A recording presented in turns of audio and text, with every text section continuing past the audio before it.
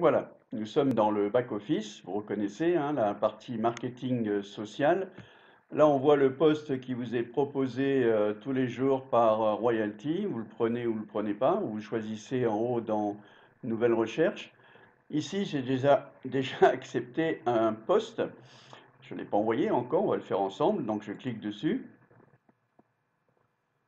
Ça va arriver.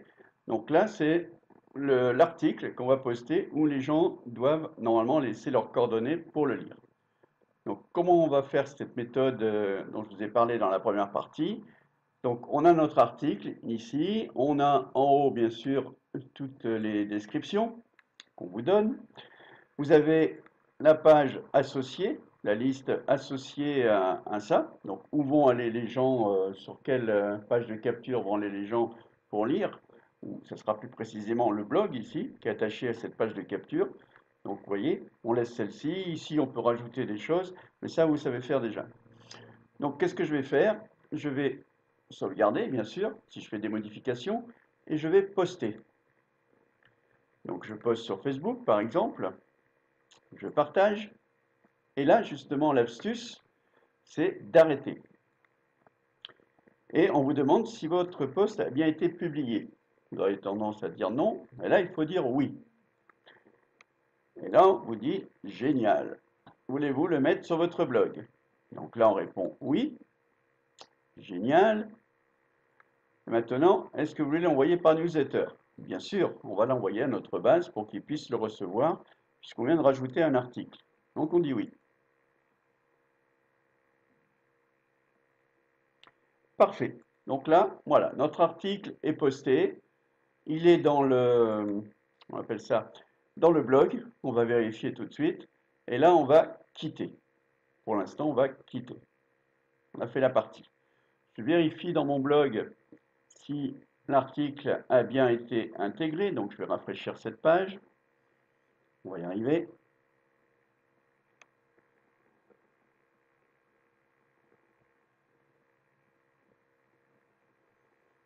Donc, je regarde en bas de mon écran si ce nouvel article a bien été intégré au blog.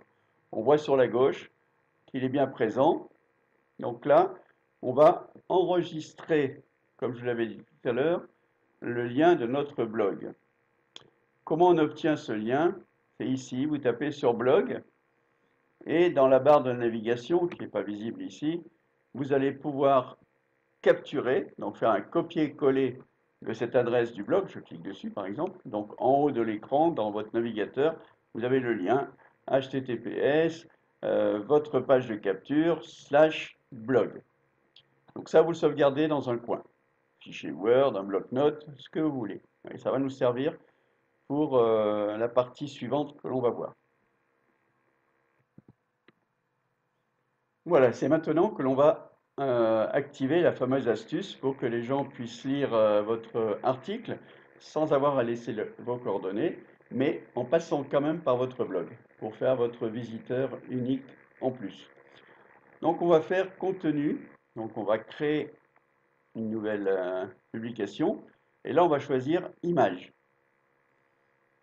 On va charger la fameuse image dont je vous avais parlé tout à l'heure de sauvegarder cette image-là. Donc moi, elle est sauvegardée, elle est ici sur mon disque, cette image avec le clavier et l'enveloppe. Et je fais OK, ouvrir. Donc je vais la recadrer éventuellement si elle n'est pas bien cadrée. Hein, je la recadre comme je veux, donc je vais la laisser comme ça. Et je la sélectionne. Donc là, on arrive dans une création d'article, enfin pas d'article, pardon, de publication, image cliquable, qui est vierge, à part la photo. Donc, comme d'habitude, on va mettre bien sûr en français, on diffuse en France. On va mettre un petit descriptif à cette page. Donc ça, on l'aura copié-collé. Donc je vais récupérer. Voilà.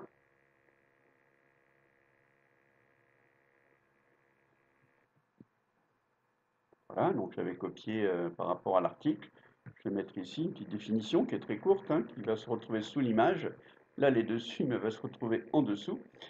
Et là, je vais choisir l'adresse de mon blog. Donc, je ne vais pas faire liste website, je vais faire custom URL. Custom URL, donc je vais chercher l'URL de mon blog. je reviens ici et je tape l'URL de mon blog. Et là, je peux sauvegarder. Voilà, c'est en train de sauvegarder. Parfait. Et maintenant, si je poste, donc je vais poster sur une page spéciale là pour moi. Je vais poster sur Facebook. Je vais vous voir comment ça va se passer après. Donc je partage. Classique. Voilà. Là, je vais partager sur une page qui m'appartient. Une page que vous gérez. On va dire que c'est celle-ci. Voilà. Et là, je vais taper mon petit texte qui va bien pour que les gens aient envie de copier la page. Donc, je vais faire un copier.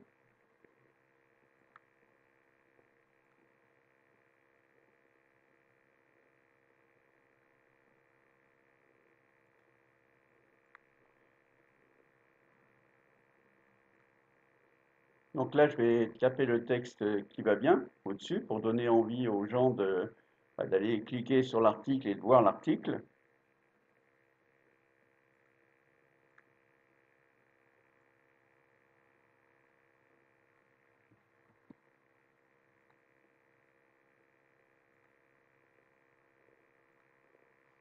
Voilà, je peux récupérer un texte que j'avais mis de côté. Et là, on peut mettre des hashtags, hein, si on veut que les gens viennent sur votre article. On va en mettre un, par exemple, hashtag entrepreneur, hashtag, qu'est-ce qu'on va mettre email marketing, par exemple, etc. Mettez ce que vous voulez. Donc là, maintenant, je vais publier et on va aller voir ce que ça donne. Donc, je publie. Et là, dès que c'est fait, on va me demander si l'article a bien été posté.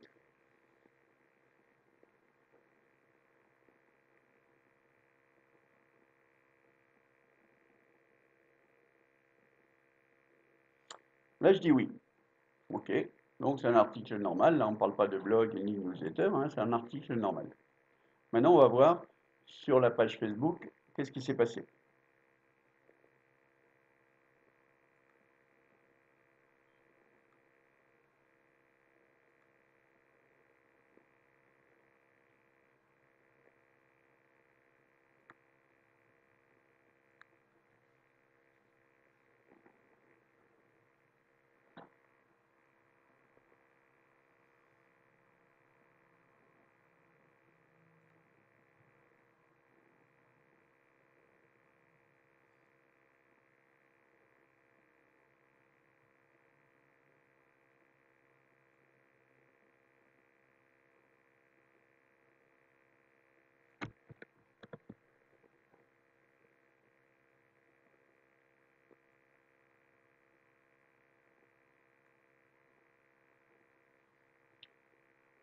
Voilà, donc on voit l'article qui a bien été posté sur ma page.